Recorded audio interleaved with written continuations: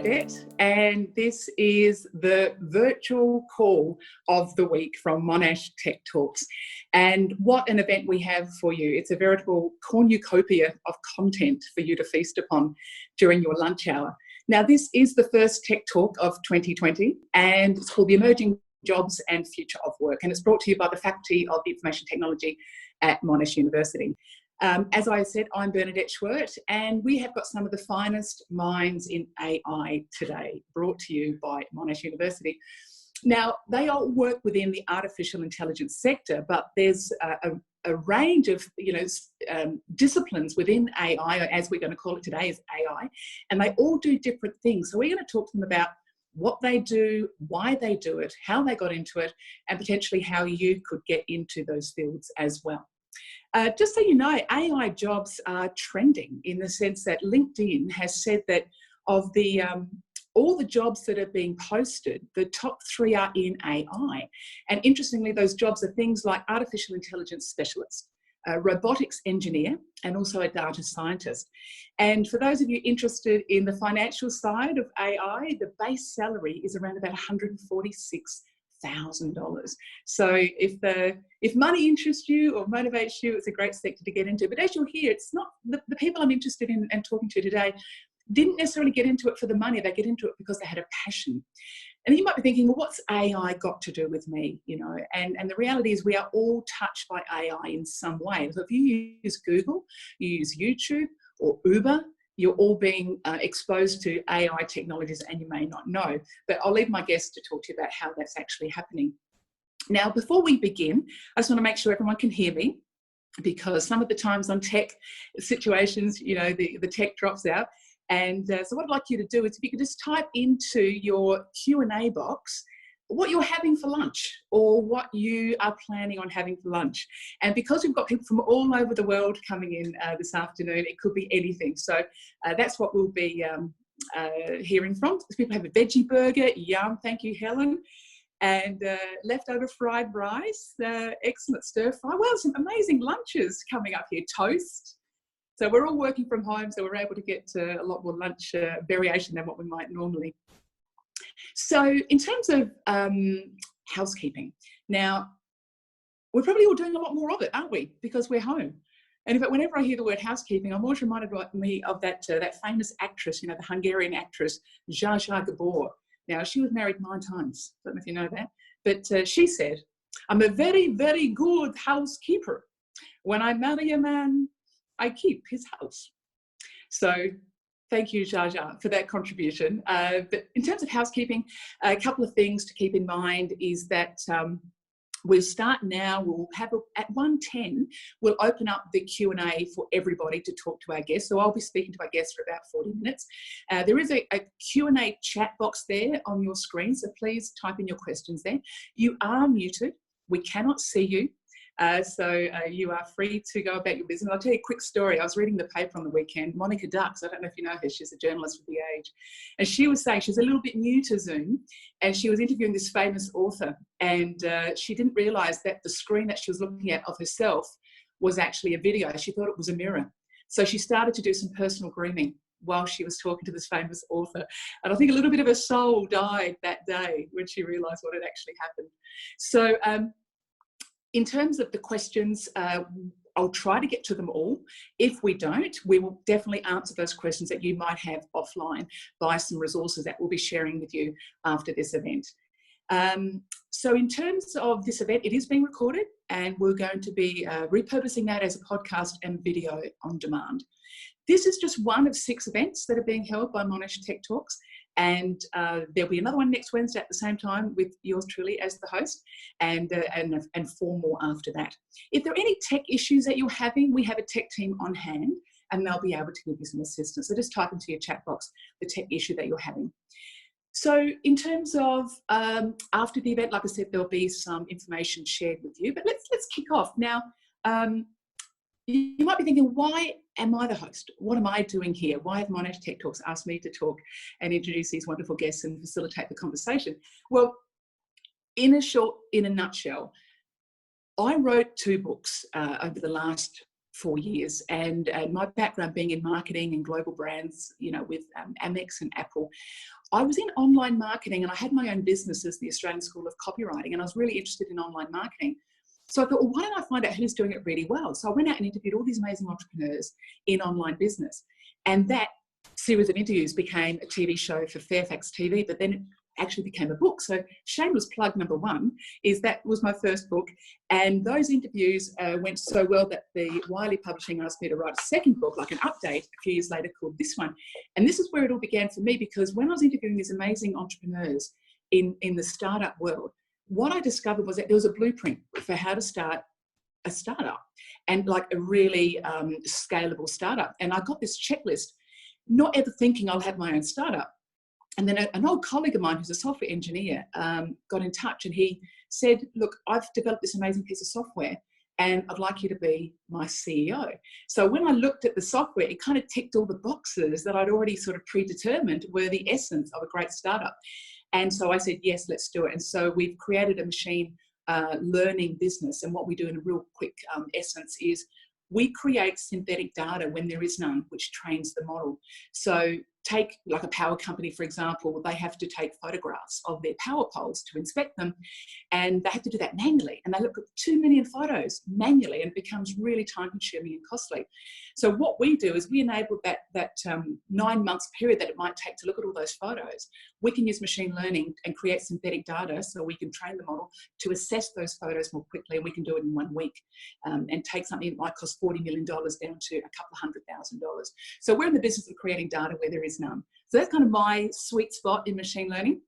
But what I'd like to do is introduce my guest to you, because that's why you're here. So what I'd like to do is just talk about my first guest. We have 3, and his name is Dr. Campbell Wilson. And Campbell is the Associate Dean at the Faculty of Information Technology at Monash, and he specialises in digital forensic, data mining and machine learning. Now, he's a co-director of a lab called AI for Law Enforcement and Community Safety, which is a collaboration between Monash Uni and the Australian Federal Police, which is absolutely fascinating. We'll be talking to him a bit more. Our second guest is Ollie Fontana, and Ollie is a software engineer and data scientist, and he's working at the coalface of where AI meets business and solving some really interesting issues around marketing and sales that you might not think AI could do. He's currently working at Rubix, which is an IT/AI company. And our final guest is Dr. Catherine Lopes, and she works within the machine learning and data mining. And all these guests, by the way, have a credential list as long as your arm. So I won't give you all those backgrounds. But Catherine is the founder of 2 startups in the AI sector. She's called Opsto Analytics and also the Sleigh Group. She was the head of data science and machine learning at AGI, and has worked at multiple banks, including NAB, ANZ, and also at PwC. So incredibly credentialed people today. So Campbell, I'd like to bring you in first. You've had a fascinating career. So let's talk, what do you actually do, and what are some of the interesting projects that you're working on? Thanks, Bernadette, and hi everyone. It's great to be talking to you all. I guess in terms of, well, I could start with a bit of my journey as to where I got to at this point. I think my journey's been a fairly academic one. Did a bachelor's degree, did a master's degree, did a PhD, and I've ended up working in academia. Why did I do the bachelor's degree in science, which is what I started with? That was because I had great science teachers at high school, and they really inspired me to get into science and maths in particular. In academia, I guess I've had many varied roles in teaching and research and management. I guess when I look back at my academic qualifications, I can see very much now that the discipline of learning really has been one of the most valuable lessons. So not all of the topics that I studied are directly relevant to what I do right now. I don't do any chemistry experiments, for instance, on purpose anymore. But I really resonates with me when I look back that whole academic learning experience. In terms of what I'm involved with now and what we do in the lab, you mentioned that it's a lab in conjunction with the Australian Federal Police. So what we do is we use artificial intelligence and machine learning to address problems such as proliferation of online child exploitation material, proliferation of online extremism material, and we try and address these problems by, as a specific example, using artificial intelligence to classify images and videos. There's lots of reasons why it's a good idea to try and investigate AI for that task. One of the reasons is that it would speed up investigations. Potentially, the other reason is that police officers having to manually sift through a lot of this material find it particularly psychologically distressing. Of course, the crimes themselves are horrendous and have a huge impact on people's lives. But police officers and judiciary are also involved in being exposed to this material. So that was, I think, one of the main motivators for the lab, to try and address these big societal problems using AI. So we're interested in looking at AI from the technical point of view, but also from the ethical and legal and sociological point of view. I think you can imagine there's a lot of ethical issues inherent in applying this sort of technology in law enforcement domains, which are related to data privacy, trust in the algorithms, the explainability of the algorithms, etc. And it's just a fascinating area to work in from a technical point of view, but also from the point of view of just assisting the community with addressing these big problems. Excellent answer there, Campbell, and a very important work as well. So I'm interested, you've had a scientific background. Could we talk about some of maybe the soft skills? Because sometimes people assume just being a scientist is enough, but the ability to communicate what you're doing and bring people along the journey with you. Can you talk through maybe some of those soft skills that you've had to develop that maybe didn't come naturally, or maybe did, but even for people thinking they'd like to join but they don't have that soft skill, what are they for you? Absolutely. And I guess I'm also, the term soft skills, I'm not even sure if that's the correct term. I absolutely know what you mean. It's the kind of not necessarily engineering tech sort of side of things, but I think it's absolutely important to develop other such skills that you mentioned. And to me, a lot of that is about understanding yourself, reflecting on your personal strengths and what drives you, and working out how those skills can be best utilized. So for instance, I was always very cynical about these personality tests, etc., where people are classified into particular types, Myers-Briggs, etc., etc. But as I got more into sort of the work that I've been doing, I came to understand that a lot of that really is important, that understanding yourself is particularly important and how you react to things. And absolutely communication is vital. And I guess one of the ways to develop that is to just do as much networking as you can to try and understand the different perspectives involved in the work that you're doing. So I guess I can only agree with you that those sort of skill sets are important.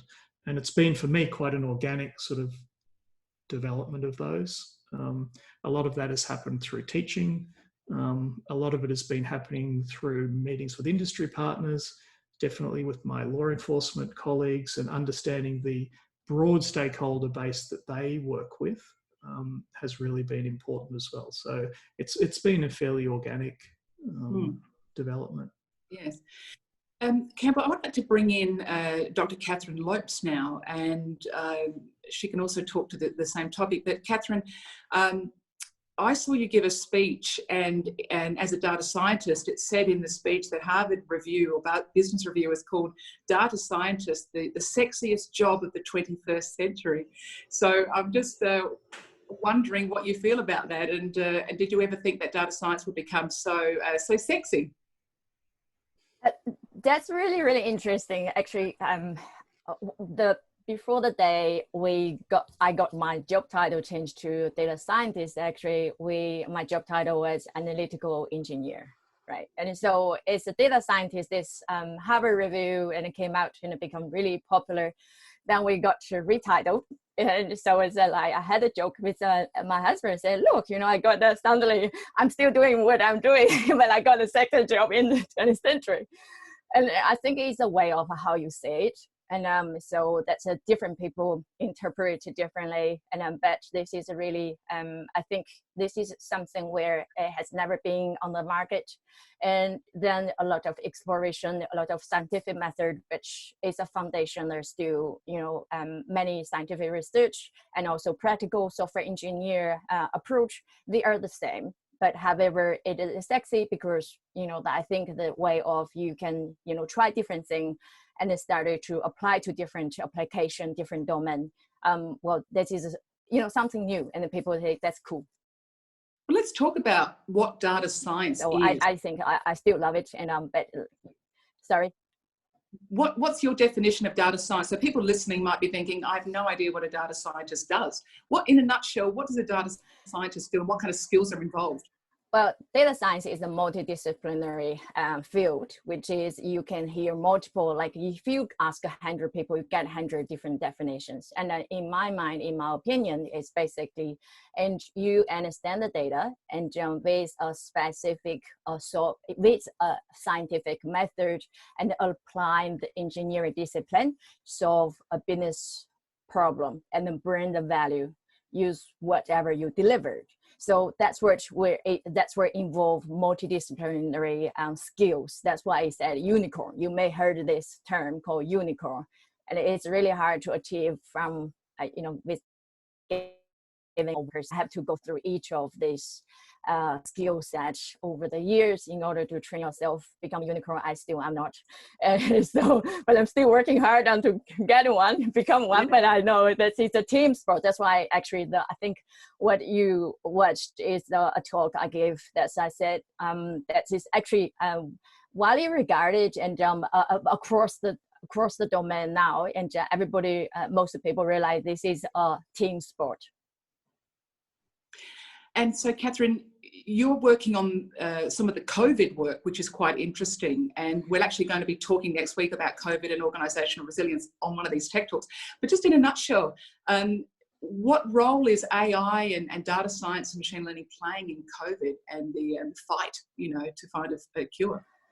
Well, statisticians right now are the front end, and because there is not a lot of historical data available for people to model. So that's the data science you really need to use data, which is we don't really have many historical data. So if you want to apply certain methods where, typically that's a part of section of machine learning, you need to have the historical label and to see what's happening. So can you build a model accordingly? So that's why it is now what I think a data scientist and also the AI. So there are two different things. The data scientists that can contribute of exploration of the data itself and apply their skills to understand what has happened and also work together because statistician and forecasting, they all part of, overlapping with data science field. So that's what I think there is. You can actually bring different angle. That this is what you can contribute from that perspective. That as soon as the data become available and you can start modeling. So that's the part where I think data science and data scientists. But for AI is associated with mainly on these 5 senses. So visualization, and you have your, so you have your cell phone app and you have temperature, you scan. So that is AI associated with a technology. If we can apply that together, so that's where we're going to, help the AI-enabled technology will help the COVID-19 and then control it become quicker, hopefully. And at least now you can see the app, the app, whether you're using, where everybody, like now today, 2.5 million people already downloaded in Australia. And so we're using the full tracing. So this is a part of what we are using. It's just the full tracing right now, but, for detection, once we get the data, we can build a detection as well, hopefully. Great, thank you, Catherine. And that actually is a good segue into my next guest, which is Ollie Fontana. And Ollie, you're one of the younger members in the AI community, and you are rapidly escalating through the ranks of management, working for a company called Rubix. And Catherine talked about visualization. So I want to bring you into the conversation and talk about some of the business problems that you're solving, because people may not think that marketing and sales can really use AI, but it certainly can. So Ollie, can you just give us a quick snapshot of the business problems you're solving at the moment? Yeah, absolutely. So it's an interesting topic, the visualization aspect. So it's one thing to solve an analytical problem or an AI problem, but it's another thing to make it understood to the business user or even just regular users. So the way you visualize something actually has quite an impact on the actual usefulness of what you've produced. If you produced an amazing analysis that can predict future sales, but you haven't presented it in a fashion that's actually digestible by the person who's looking at it, they're not going to get really much use out of it compared to if you'd just done a more traditional approach for it. It's interesting you brought up COVID. It's had quite an impact on a lot of different businesses, sometimes in areas you wouldn't expect. One of the areas that is more expected is in food distribution. So if you're a company that works in distributing food around the place, either to supermarkets or to individual restaurants, then you're definitely going to be impacted by something like the COVID situation. A particular client that we at Rubix are working with now is in the food distribution space, and they distribute both to individual retailers, but also the larger retailers like Woolworths and that kind of thing. The ability to visualize what's happening on the fly is absolutely paramount to their ability to respond to something like the COVID crisis. And we've actually, just because this situation arose while we're on this project, we've actually loaded in the COVID-19 data that's been brought together by numerous universities around the world to help them understand how it's impacting the way that their business is functioning at the current time. And at the moment, we're looking to put that all into some visualizations that allow them to explore it on the fly. So if they have a question to say, okay, how is this area of Australia working in terms of our distribution of food? And then also, how is the COVID situation developing over in that area as well, and being able to compare against them and say, yep, actually it's having this impact. It's unprecedented, and there's no, as Catherine rightly pointed out before, you do need past data to be able to respond effectively to things like this. And because we don't have much of that past data in, especially Australia, it's a very new situation for everyone. So being able to have that data at your fingertips, very low latency, is quite important. So Ollie, you went to Monash Uni and you went to, I think, was it Fontana High? Yeah. And just talk us through what you studied in year 12, because I think people watching who maybe are studying and would like to get into what you're doing, they'd like to know what your trajectory has been. Can you just give us a snapshot of your year 12 and what happened from there? Yeah, I think there's actually an interesting lesson here just in terms of what kind of skills can go into data science in general. So not just AI specifically, but all different areas of data science.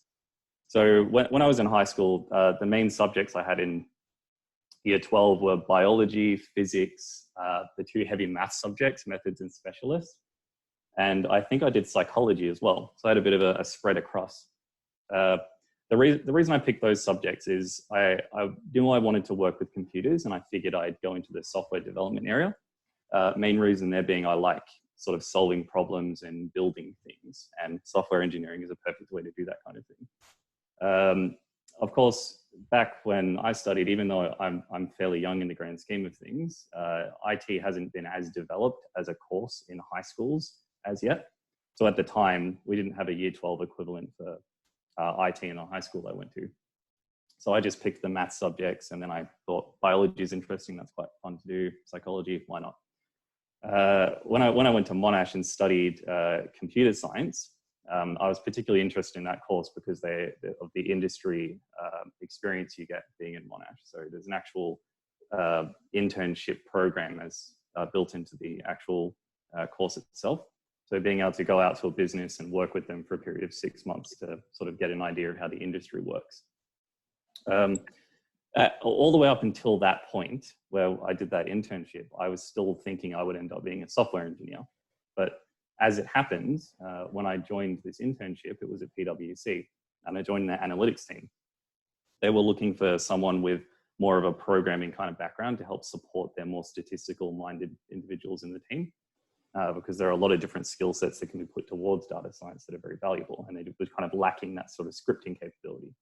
And I found I really liked it. I just got straight into it. I really enjoyed all the data and analytics. I enjoyed analyzing things as well. And it was at that point that I was thinking to myself, man, it would have been really good if I'd done like a statistics subject or something in uni or in high school, because I'd never been particularly interested in it. But despite that barrier, you can learn this kind of thing on the job or just online if you're reading articles and that kind of thing. So at least having that background in being able to script and code allowed me to pick up all the data tools effectively. And then I could further on do the learning into things like statistics and learning from my coworkers in that space as well. And I was lucky enough to work with some very talented individuals in that area. And here we are today. Very inspiring. And I think what I'm hearing is that you followed your passions and you've tried to find the industries in which those passions could be, elevated.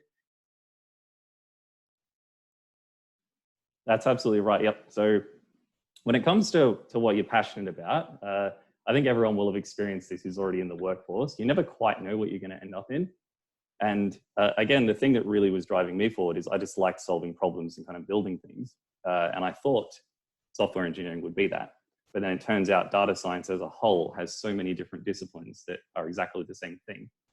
And a point I didn't touch on actually is the aspect of consulting in this as well. So at the time I was thinking I'd be kind of your typical computer scientist or software engineer that sort of sits in a dungeon in a building and just codes all day. And then, front-end users will see what you've built, but no one else really interacts with you. But I found I actually quite enjoyed the talking with clients aspect as well and helping them understand what was going on with their data. And that's really what I've ended up being passionate about, even though I didn't think it would be something I'd be so interested in. It's being able to walk into a business and immediately start talking to them about what their data landscape looks like, how it's working for them at the moment, areas it can be improved in, and then actually help them improve it from there and execute some of these projects as well.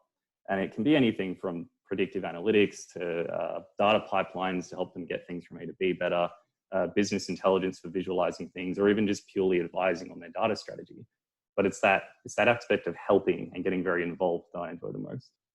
Right. So Campbell, I'd like to bring you back into the conversation. You touched on something earlier about AI and ethics. And I think this is a really important topic because AI is going to touch everybody in some respects. I mean, as I said earlier, Uber and Google are all using AI to provide recommendations. So can you talk to us a little bit about, what we need to be thinking about when it comes to ethics and why we maybe need to be a bit more inclusive as to who actually joins the AI profession? Sure. I think the ethics question is a little bit around just because you can do something, should you do something? And you really need to think about that, have that question in your mind. And with, I guess with the law enforcement application in mind, policing, for instance, is a partnership with community. And this is how the policing agencies would describe themselves, that they're not separate to the community, they're very much a part of the community, and maintaining the trust of the community is vital with the use of technology, for instance. So I think ethical use of AI is about looking at the data that you're using and make sure that it's not magnifying any sort of undesirable biases in the way that you collect the data and the way that you use the data. It's all about being transparent with the way that you're training your algorithms and also the way the results are interpreted. So Catherine and Ollie both talked about visualization, which I think is really important because there's many different ways you could look at data, and this goes back to the old problem of statisticians. There's many ways you can present statistics to promote a particular view. So you've really got to look at how the data is interpreted as well.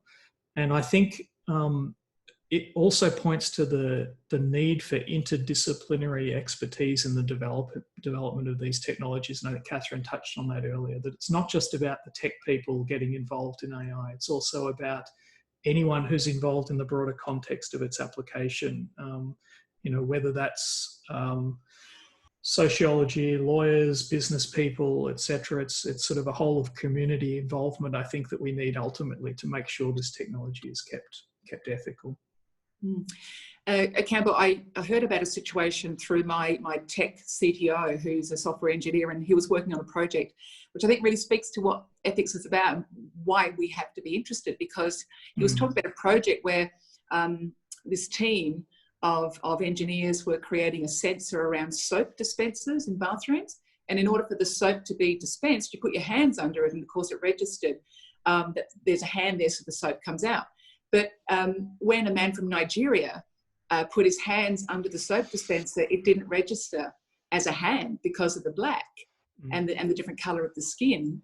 And what that's sort of reflected was we create software around our own perception, our own world, and don't consider the the diversity of people around us. This is, I think, an interesting point about why we do need to expand the world of AI and bring people in, including women, people of all persuasions, because without those voices creating the software and the voices of the software, we're really setting the foundations, aren't we, for the next decade. So what are your thoughts around that? Yeah, absolutely agree. That's a classic example of bias in the data, and particularly around gender, particularly around race. There's been some interesting examples in sentencing, for instance, where algorithms that assist judiciary in making sentences in courts in particular jurisdictions have been biased based purely on the data collection, where the data is being collected from, which communities it's being collected from, and horrendous kind of biases have been amplified in the data. So I can only agree that making sure those biases are not there and having some sort of real oversight of the data is vitally important, because these algorithms are only as good as the data that's going into them. So I'll bring Catherine back into the conversation. And Catherine, let's talk a little bit about Corita transition, because you've been an academic and you've transitioned into creating your own 2 startups. So quite different skill sets required.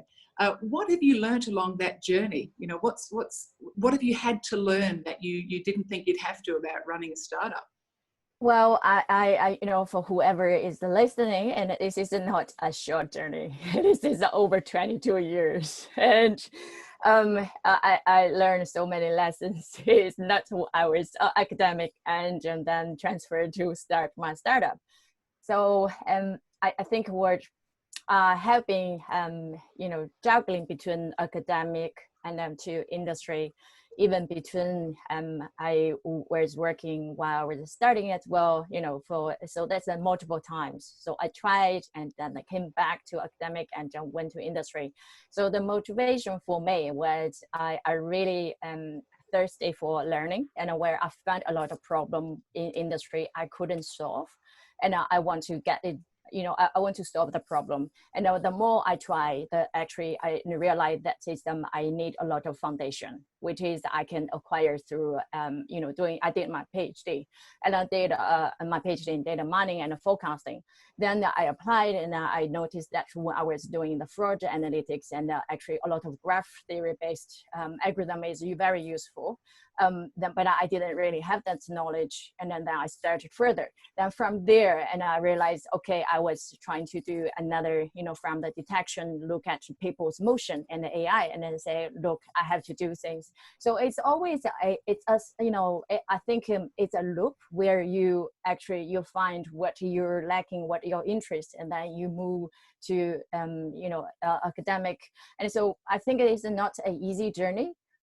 Where I have to say this is, but you just have to try it. Now, after so many times I have done that between academic and industry, so about 10, 20 years ago, and I decided, okay, I'm going to just, move to industry and work across different sectors. So where I worked as software engineer, company and software company, I work as consultant, and then in-house to work on the data analytics. Then from there, actually spent, I think, nearly 1 decade in industry, in corporate. And then there are a lot of things where I want to get something built, very, very quickly. Then I would say, well, this is something very different. So in 2 years ago, actually last year and 2 years ago, and I started looking to the entrepreneurship. So like look at the startups, and then this is if you have a different advantage, so what you want to do. So I want to build something very, very quickly. and also want to try it out.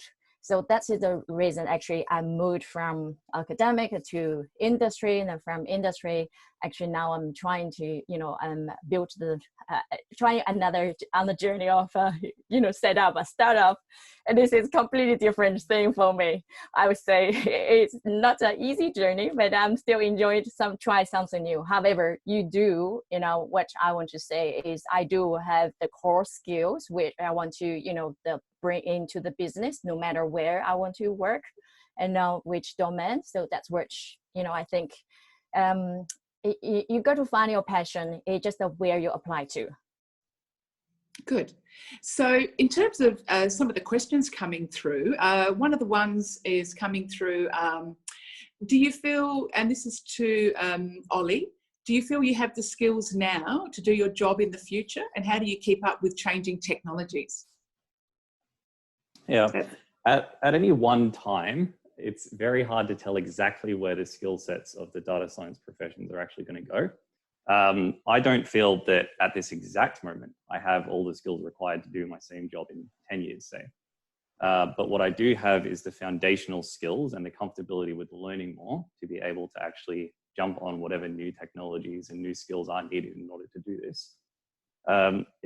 There's actually another question in the chat that I think is quite related to this one, which is talking about sources that can be used by students. And I'll extend this to anyone really, that can be used to understand what kind of jobs are there in the future, and by extension, prepare for those if it's an area you want to move into. So using myself as an example, if I wanted to move more into the direct machine learning AI areas, rather than having as much of a broad view as I currently do, how would I go about getting there? And I find there are kind of two steps to being able to do this. One of them is being able to find a good source of online articles that you can read. The primary purpose of that is to get a good understanding of what's going on in the world currently, and also what's happened in the past as well. So if you have a particular interest in data science, but maybe a specific area like AI and machine learning, you can find a lot of really handy article aggregators out there that will tell you, oh yes, there's this firm over in the United States that's just created this new AI that does this kind of thing, or Google's working on enhancing their search AI properties to help you find things better when you're Googling around on the internet. And at that point, it gives you a really good idea of what kind of work and jobs are actually being performed in industry at current time, whether by academics or whether by businesses.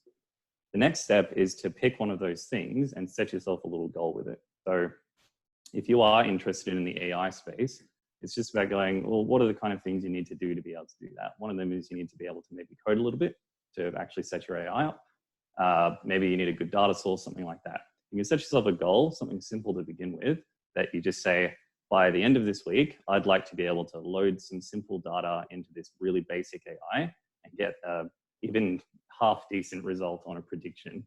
It doesn't need to be tech focused either. It could be your goal is to be able to explain to someone a couple of different types of AI, because there are several different types in conversation. And maybe you've picked a person to be able to do that with. I got distracted by the screen there for a second.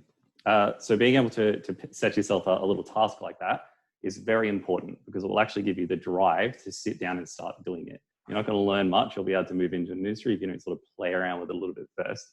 So you find the articles, you read about them, you find what you're interested in, and set yourself a goal in that space and start doing it. It's great. So what you're talking about is self-paced learning and really taking responsibility for your own learning. That's right. One of the questions that I get asked a lot is, since I started this tech startup, is do you have to be a tech person to build a tech company? So I thought I'd just touch on that, because my background is marketing and sales and communication. And what I've discovered is that I don't have a tech background, but once I sort of understand the tech, what's become really important is communicating the tech to the world, and identifying what is the problem, who is this problem, affecting, and how can this technology actually, improve their world. So I guess what I sort of just contribute to the conversation is that if you're listening and you don't have a tech background and you're maybe not interested in coding, or you're not a scientific sort of, predisposition, there is still an opportunity to be involved in the world of tech. And in fact, it's vital. So maybe I'll just bring Campbell back into the conversation.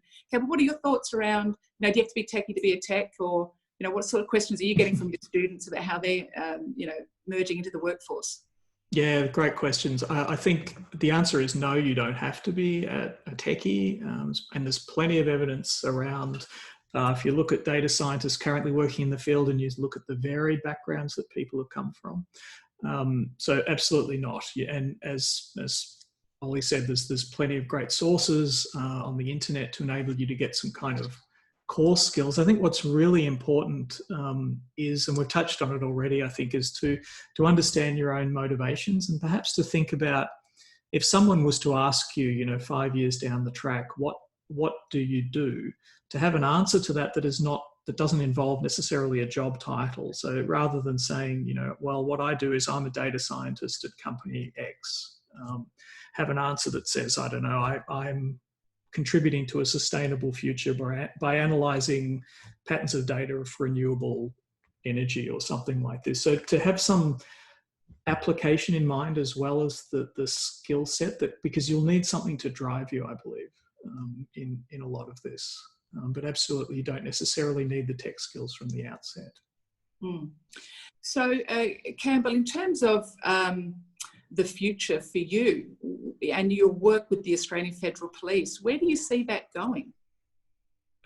This is a very fast-moving field, and I think there's a kind of a, I don't want to say a technology race, but there's certainly advances in technology on both sides of law enforcement and the what law enforcement is trying to counter, if you like. So it's very fast-moving. I think the future will be in more and more use of AI technologies, but every person I speak to in the law enforcement domain is concerned about the ethics of this technology and its explainability in wider contexts.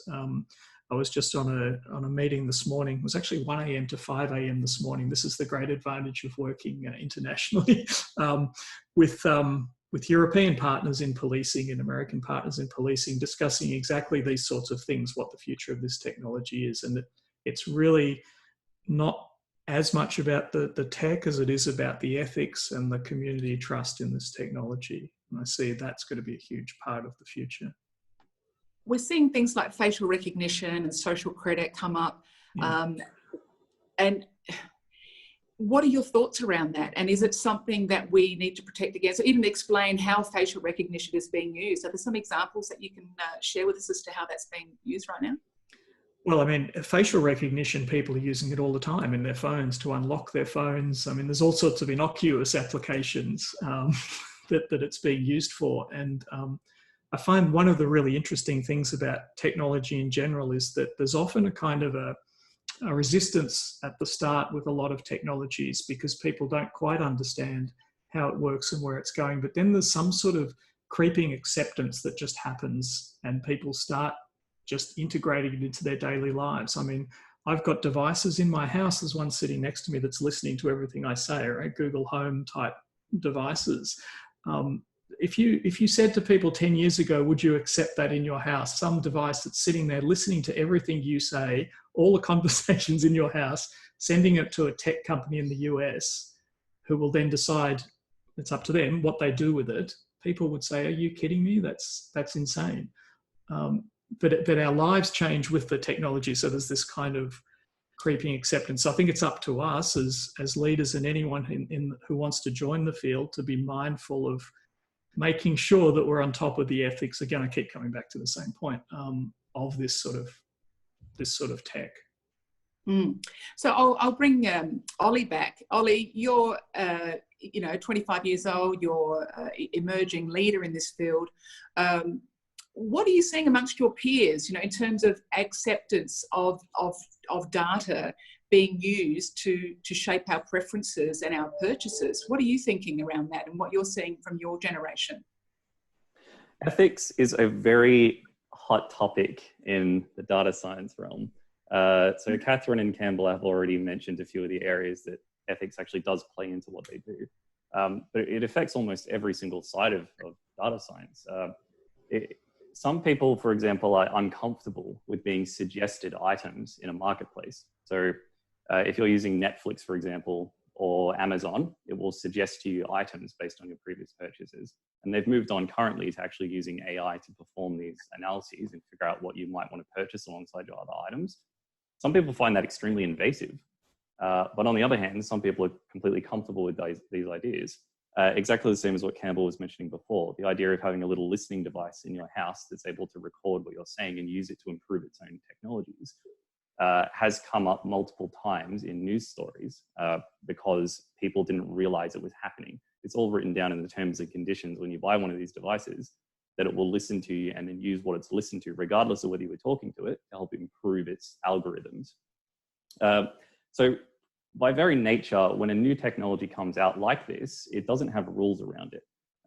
We can't necessarily predict that such a device to help you in your home would exist before. So we just hadn't had rules for them before.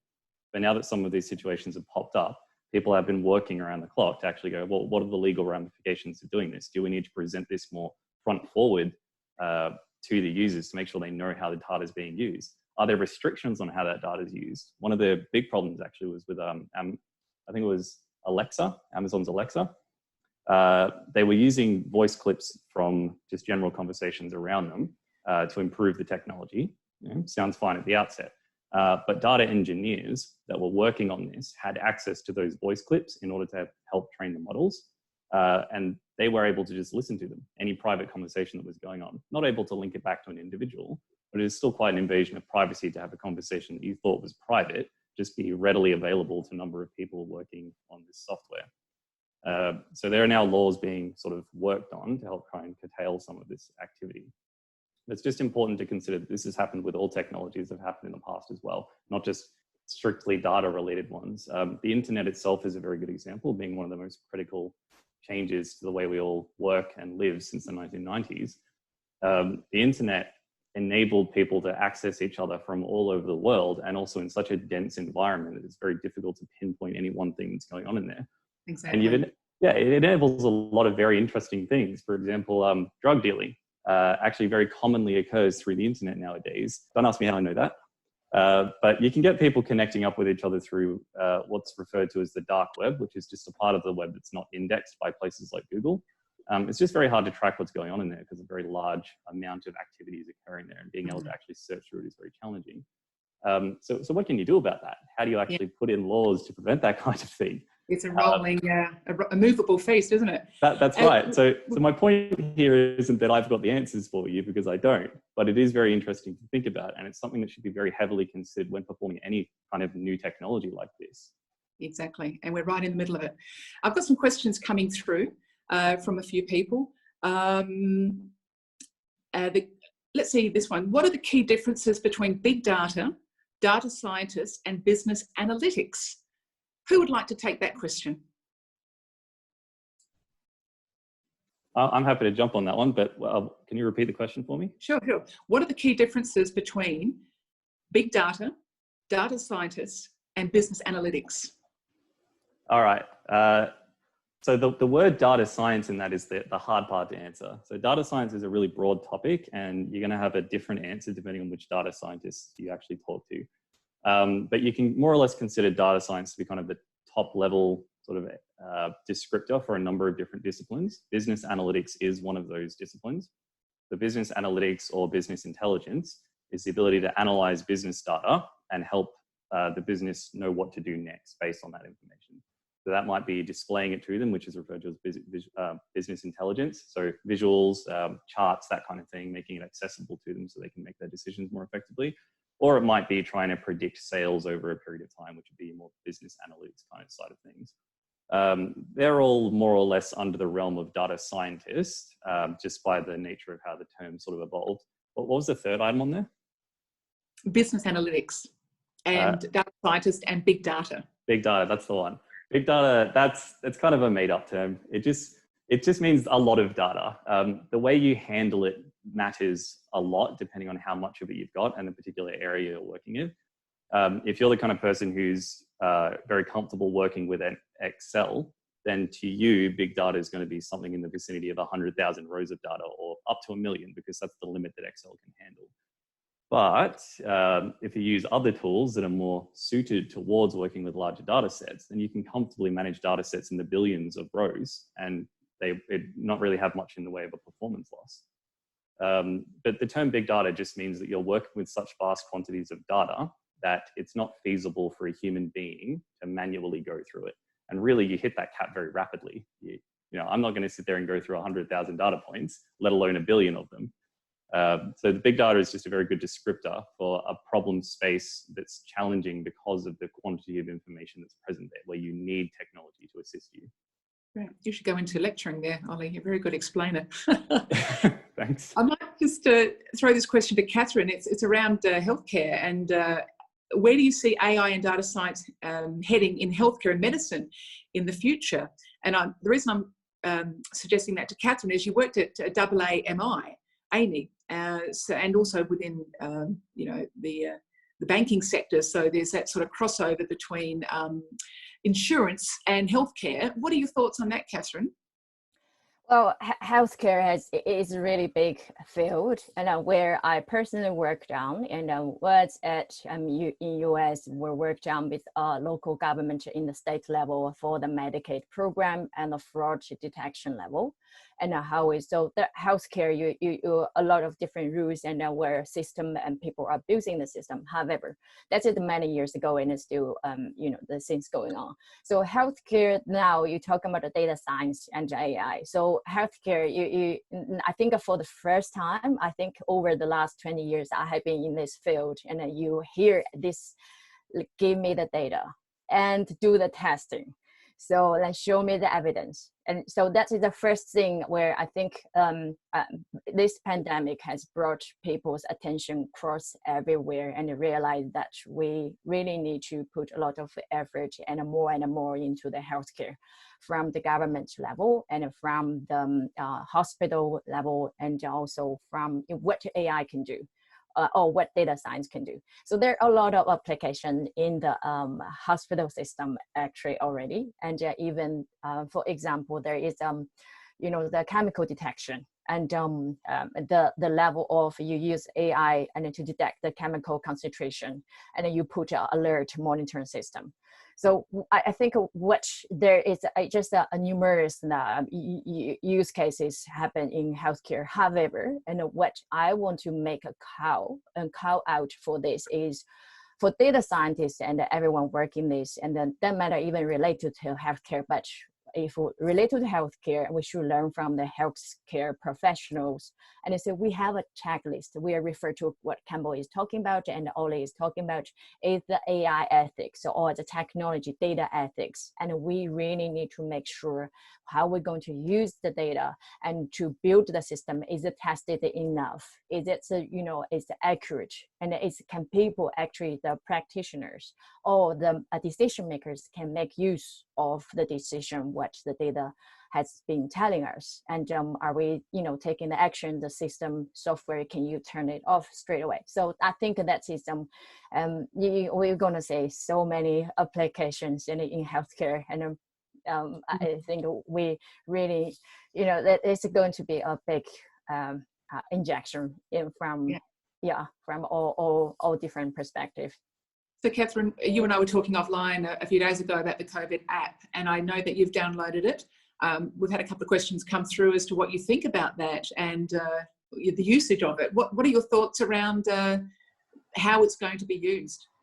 Well, I think I'm not here to broadcasting, so it's very simple, and which basically you, from the statistic perspective, you have to have 40% of the population, and this, you have to remove the people who are not digital enabled, such as children and all elderly and who live in the aged care, right? So now, whoever we need to have enough population to sign up for this, and to make the contribute, to make actually what the detection or the signal, the data can actually tell us. This is the first thing. And the second thing, I think this is really a rapid development, very quickly developed in different countries. And, through the Bluetooth, if we can governance the data storage, and you can opt in and opt out if you want your data to be deleted. And, so you got to look at how this, you don't really need to understand the technology if you don't want to, but, think about the benefit analysis, and I say the cost of the benefit. If the benefit is in that circumstances going to bring you a lot of benefit across the society, protect yourself. And I think that is I would say highly. I download it, and also I downloaded for my parents as well. Asking my friend to do it in order to reach the 40% of statistically significant population. Yeah. Maybe Campbell, what are your thoughts on the privacy aspect of the COVID app? I've certainly downloaded it as well, and support it. I think public health is obviously the key issue at the moment. I think we have some pretty good privacy provisions in the Australian system. I mean, ultimately, how comfortable people can be with the government having this data will just come down to trust. I mean, the data is being collected. The government has said they will use it for only very specific purposes, and that will just come down to a matter of trust. But I think in this case, the public health benefit clearly outweighs those potential concerns to my mind. Mm.